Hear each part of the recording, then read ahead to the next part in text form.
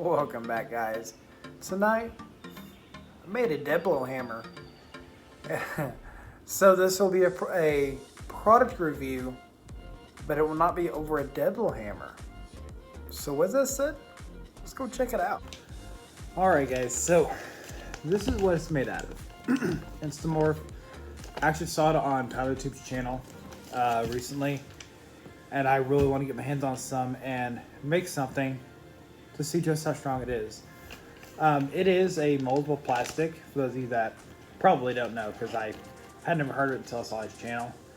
It says that you can make like hand saw handles and different tools out of it and stuff. And one thing he did in his video, he made an actual mallet. I wanted to go one step further and try to make something that would be, because as you can imagine, being a solid piece of plastic, there wasn't much issue with it breaking. So I wanted to take that one step further, and I made a dead blow hammer. So a lot of you may not know that I actually have a engineering and a designer degree. I went 7 years to get my bachelorette's degree. So this is what I've made.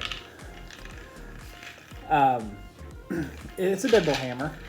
Has a solid plastic handle, and this thing took over an hour, and I know it looks very professional. I'm fully aware of how professional it looks, but it took me over an hour and like remolding this thing 4 times, because when this stuff gets super hot, yes it does, it's very pliable, but it has to be at the right temperature to where it'll be just pliable enough to where you can work with it, but not so pliable that it will collapse. So making this hollow interior and sealing up both ends was the issue. We got it, and then I have the plug where I had to drill it later on, and I cannot remember the name of the shot. It was split shot from Walmart. Actually, hang on. Actually, one of them didn't make it in there. So this is what it looks like. It had number 3 on the packaging. I got it in the fishing aisle at Walmart. So I guess, I don't know if it's gonna work or not, but it actually works with the dead blow hammer. So I guess with that said, we're gonna put it to a series of testing.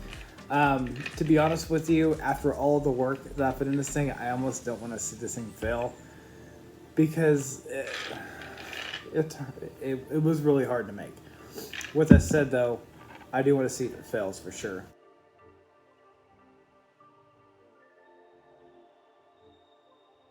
So the first test we're gonna do, I'm gonna be driving just a simple test. Driving this little drywall nail through cedar into bamboo. So I guess with that said, let's get the first test started. All right, so the drywall nail I was using, with this head being kind of curved, and my aim probably, it would go like halfway in, but it would just hollow out a hole and bend. So we got a thicker nail, a 2-inch nail. See if it does this one.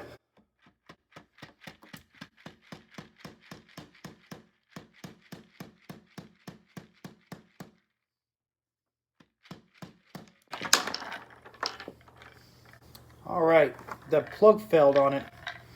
That sealed in the balls. So what I'm gonna do, I'm gonna go ahead and tape that up, and we'll continue the test. Alright guys, so what I did is the plug's right there, and I put some tape on it. I didn't wrap it around any sort of structural area, as to leave it, even though it wouldn't provide much of, well, anything, but just to keep it as fair as possible, so where it's just the plastic being the structural. But I got it taped up, so let's go and continue.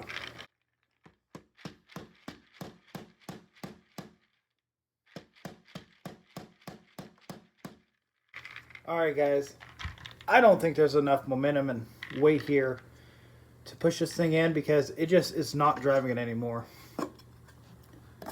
As you can see, that's as far as it drove it in. And into the bamboo. I don't know if bamboo is considered a hardwood, but I know it's really hard to get and like split, for example, against the grain. So, and not to mention the flex of this. I know these sound like excuses, but alright, so I have a trusty cook. It is a Model 3. So we'll see if this can do it.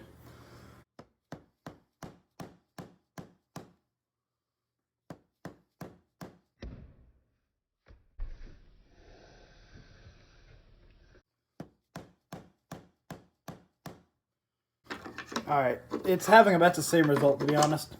Not really going anywhere.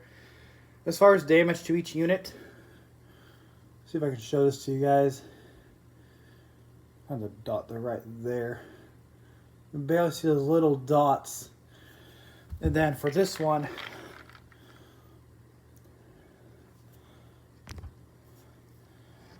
it is little dots too. It's just kind of barely superficial, about the same depth of those. You can kind of feel the burr of it. It's not that bad. So I guess with that said, let's try a test that's obviously made for a deadbolt hammer.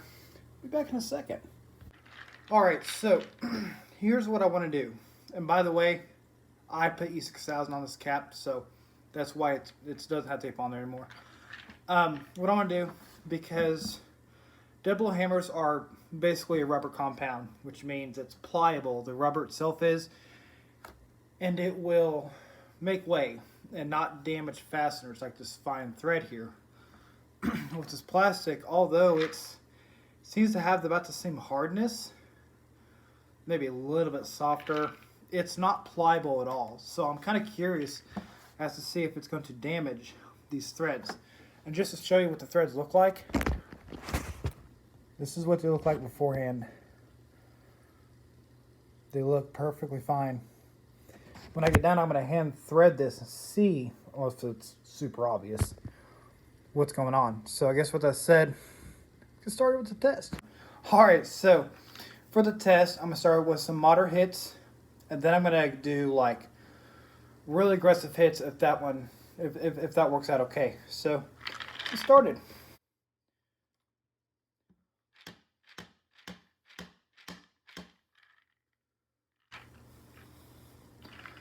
All right, a little bit of chewing on the head, nothing too major, and the threads look just fine.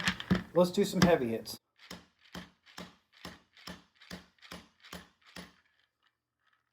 Okay, again, same amount of damage. The threads look perfectly fine, as you would expect from a deadbolt hammer, even though this is just pelleted plastic that's molded into something. So, with this said, I'm going to do one more round, but I'm going to hit it like super hard and see what happens.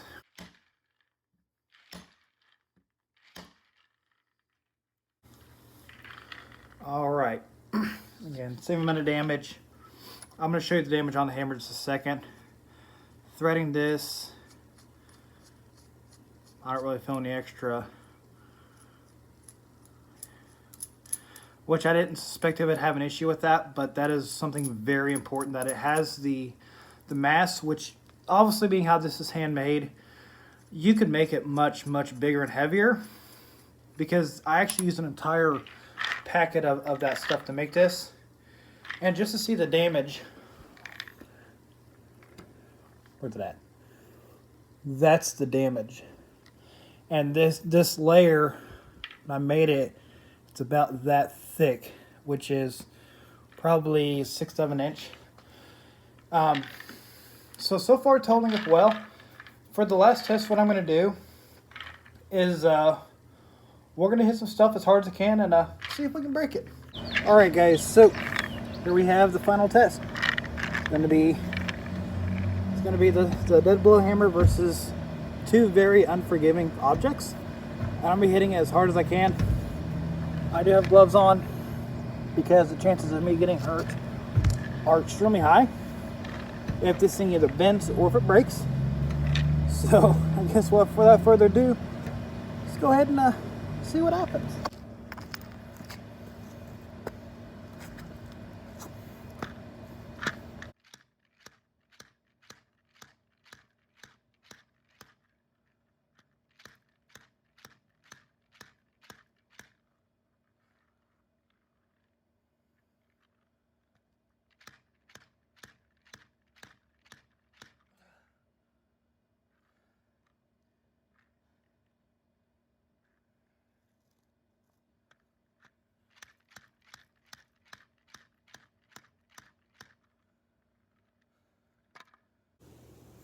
Okay, so with that said, that was kind of the detailed look at the InstaMorph deadbolt hammer.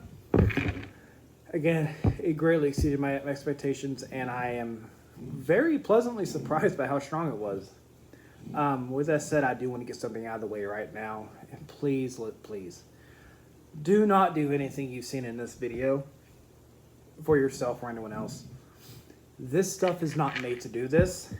People put it in their mouth as teeth. I don't know why. So don't do anything that would jeopardize your health, injury, death. Please just use this for what the manufacturer states it's for. That way, if anything does happen, it's on them. In general, just use good common sense with this stuff. Yeah, you can make anything you want out of this. Just use caution, and again, follow what the manufacturer says. So, as far as using this as a double hammer, I can feel that in the handle very strongly. It feels like it's in the handle. But when I was hammering on stuff, that sharp, fine shock waves, it was like a couch. I could barely feel it, which is pretty surprising. Pleasant, but surprising. As far as the damage it was able to do, I'm very happy with. I'm really happy that it's able to have this kind of abuse, and which there's no reason you need to make this, because this is $12. No, $17 actually, sorry, on Amazon for me to make this. You can buy a double hammer for Harbor Freight for a third of that price. But it was kind of cool to make, and yes, again, I did jeopardize my hands, but it was for you guys, so it's kind of worth it if you ask me. So I guess with that said, that's gonna be my review of the InstaMorph dead blow hammer. If you got any questions for me, put them in the comments. If you're gonna review or try, put them in the comments. With that said, thank you guys very much for watching. Have a good night.